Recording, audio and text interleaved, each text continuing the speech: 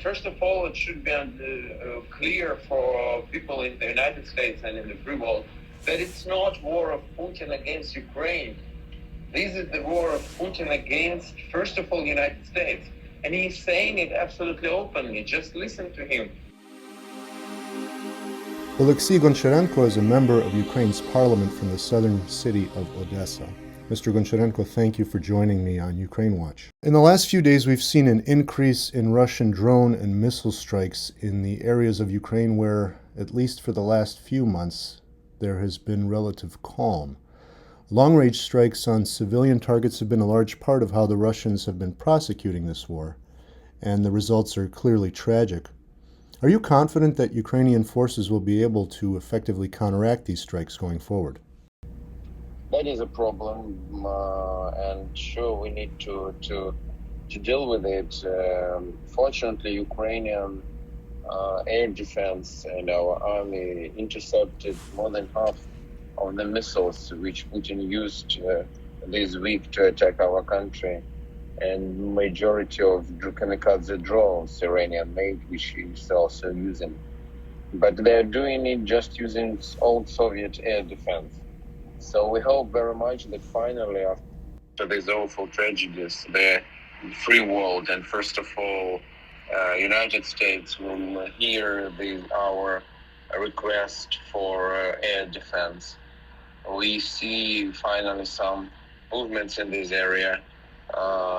Yesterday we received the first modern air defense system from Germany.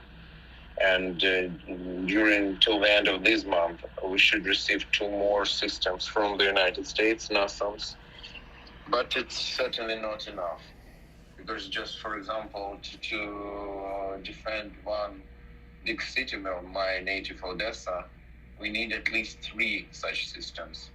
And they're not giving 100% defend, but like serious defend.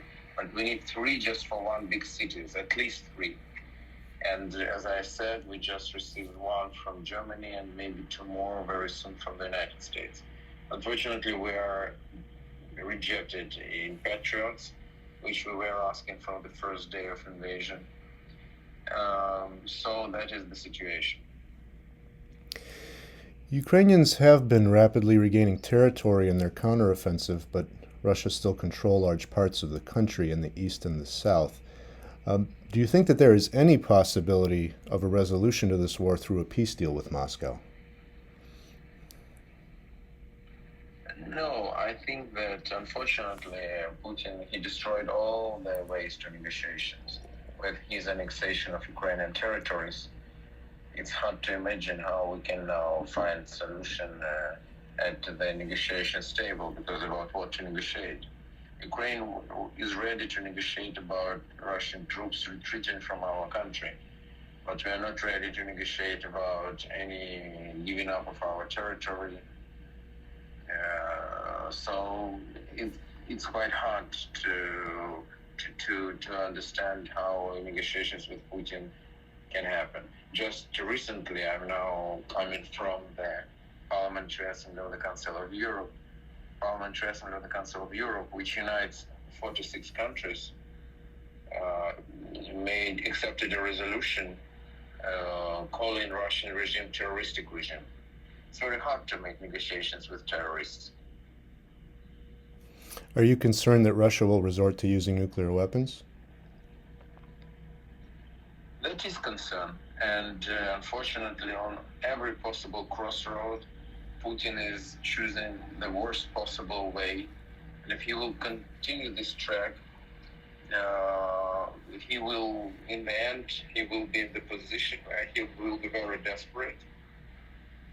And he could think that to go nukes is his last chance and last argument.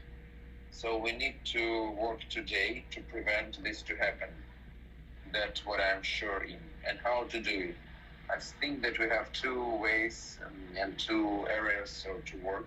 First is diplomacy, but here is not enough of the free world. We should reach China, India. They also, because it's also not in their benefit to have a nuclear war. So also should give a signal to Russia, to Putin, that he will be complete pariah if such disastrous step would be made. And then the second part is military. And here it's the question to the United States, first of all, that Putin should understand that there will be military answer to this step. Certainly not nuclear. Nobody wants a nuclear war. But using a conventional weaponry in the US and NATO are absolutely possible to make to cause unbearable damages to Russian military. And this step will be just a suicide for Putin and Russia. So I think these two things should be made now to prevent such development of the situation. When we hear in the West the argument that people in Ukraine, there are populations that speak Russian, and thus they have an affinity towards Russia or some kind of relationship with Russia that would cause them to have more positive view of Russia. How do you react to that? That is a big mistake in the West. That was in Ukraine before 2014. Like me personally, I thought that Russia is our biggest neighbor, our friend, very close country. I believe in the big Europe from Vladivostok to Lisbon, and millions of Ukrainians thought the same way.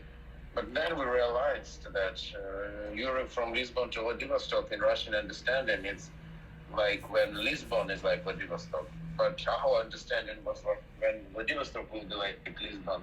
So when Russia started aggression against our country in February 2014, like for many of those who were considering Russia as a friend, that was a shock, and that was complete change of our attitude to them. It happens with me personally. But even after this, there were a part of people who still tried to see best in Russia, better. But these people were finally convinced when Putin started to send missiles on their heads.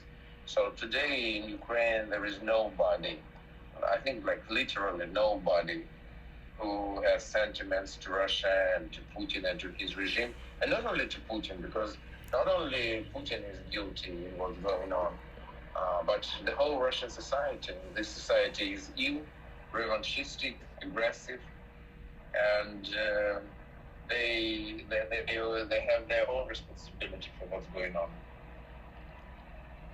Before 2014, were you hopeful that Russia had a democratic future? Yeah, absolutely. That was what many people believed in, and also in the West. But now, after 2014, everything is clear. You traveled to Russia after the annexation of Crimea, isn't that true? Yeah, during the annexation, I went several times to Crimea trying to change the situation and helping Ukrainian patriots there. Once I was attacked there, beaten by pro-Russian gangs. Now, after annexation, I've been there once. It was the Day of National Flag of Ukraine. At that moment, I was president of Odessa Regional Council, and according to my responsibilities, I should raise at this day flag of Ukraine in Odessa, Odessa Regional Council building. But I decided that it's more important to do it in Crimea, so I went there and raised Ukrainian flag on the Idea Tree Mountain, which is the most famous Crimean mountain. And I'm referring to, I think I've seen clips of you on Russian state television arguing the pro-Ukrainian position on their networks. Yeah, that was end of 2014. I was invited to Russian TV, and at that time we still had flights to Russia, and I decided that it's important. It was live, but it was live to eastern part. Russia is a very big country, to eastern part, So I came there and I said that Putin is killer, that it's Putin who started this war, and that was something which they were not prepared to hear.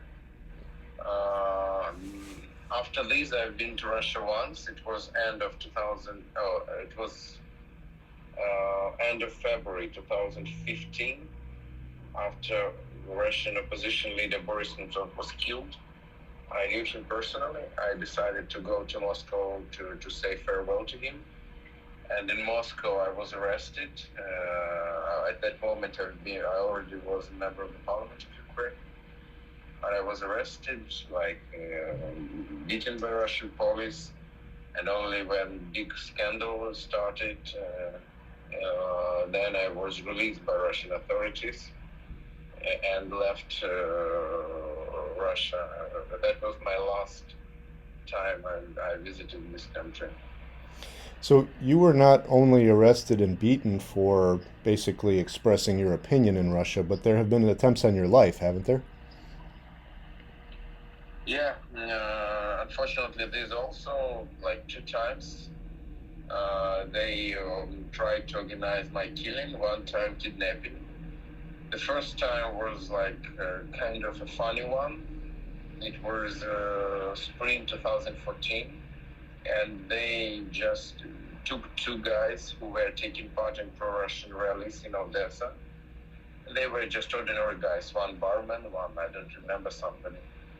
But not any connection with military. And first they gave them some leaflets to distribute, and then they gave them a gun, $2,000, something like this, and said to kill me. They were shocked with this. Drank vodka in the evening, and then next morning came to Ukrainian Secret Service to surrender. So they even didn't try to plan something. Second time was not so funny. It was in 1 year. It was spring 2015. They were planning a big rebel in Odessa, sabotage actions and so on. They organized a group of former veterans of Afghani war with pro-Russian views. These people knew how to use guns. They received weaponry, money, and they were preparing these attacks. And also one of their aims was to kill me.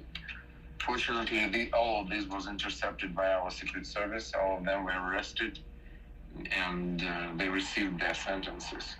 And last time it was February 2017, when one of leaders of pro-Russian party in Ukraine, which is now forbidden, he decided to kidnap me, and he organized it. But those whom he tried to use in this, they also informed our Secret Service. So when the involvement was, there was I don't know how to say it, there was false announcement that I am kidnapped. It was even made in the parliament for them to be sure that this happened like they planned. So he arrived personally with acid. He has acid with him because he wanted to burn down my eyes, something like this, terrible things. He was arrested by Ukrainian Secret Service. And then before the court started in half year, Russia exchanged him on Ukrainian prisoners of war. So they showed clearly who stood behind this. Well, that's what I was going to ask you next. Was you mentioned that this was a Ukrainian politician who was pro-Russian who was behind this last attack on you, but you're saying it's really the Russian government that was behind these attempts on your life? Absolutely. If not, why they would change this criminal if that was not their plan on Ukrainian prisoners of war? Yeah, it seems like those diversion tactics by the Ukrainian special services to give false information to the enemy that someone was either killed or kidnapped saved a few lives, not only yours. That's true, and I'm very thankful for this. What do you think is the motivation? Is it just anti-Ukrainian sentiment? Why are the Russians trying to kill you? Why are they prosecuting this war? I know that's a broad question, but there doesn't seem to be a reason behind any of this. They have their own reason. They see Russia as an empire which should expand, and Ukraine as their colony, which they want to take back. And all those whom they consider to be a problem in doing this, they try to eliminate them. And they tried to do it several years, like in hybrid way. Then finally, they decided to do it in open way by aggression. There have been previous political revolutions in Ukraine, notably the Orange Revolution and in 2014 the Revolution of Dignity. Do you see Russia being behind attempts in those times previously to take control of Ukraine politically? Sure, absolutely. In 2004, especially in 2014, and in 2014, that this revolution of dignity is just prevented the Russian occupation of Ukraine using our own government. So I mean, he tried to do it like in style, like now they occupied Belarus using Lukashenko's regime, which became kind of their go-lighter in Belarus. So they wanted to do the same using Yanukovych. That was their understanding, and that was prevented by people of Ukraine who stand in revolution of dignity. It seemed that at that time, what motivated Ukrainians to resist more was the brutality of the regime. When students were beaten, it seemed that the protests were winding down before that in 2014, and then suddenly there was a large outpouring of people that demonstrated in the city. Do you see that as a parallel now, that with all the brutality of the Russian regime and what they're inflicting on Ukrainian civilians, does it seem to make the resolve of the Ukrainians even stronger? Absolutely, that's what's happening. They always try to terrorize Ukrainians, and it simply doesn't work. And I think the reason of this is that Ukrainians absolutely clearly understand and realize what will be if Russia would prevail. Also, because we see this genocide which they organized against Ukrainians in occupied territories, but also historically. Like in 1930s, there was a genocide of Ukrainians organized by Soviet Russia. Millions died. So we clearly understand that for us it's to be or not to be, existential. And because of this, all these tactics of terror, trying to scare Ukrainians, that doesn't work. I think that is the reason. So do you see what's happening now as a genocide? Absolutely. Absolutely. What's happening in the occupied territories of Ukraine and in general is genocide. There is United Nations Convention on Prevention of Genocide, and there are 5 clear criteria of what is genocide. And even if one criteria is met, it's already genocide. But unfortunately in Ukraine, all 5 criteria are met.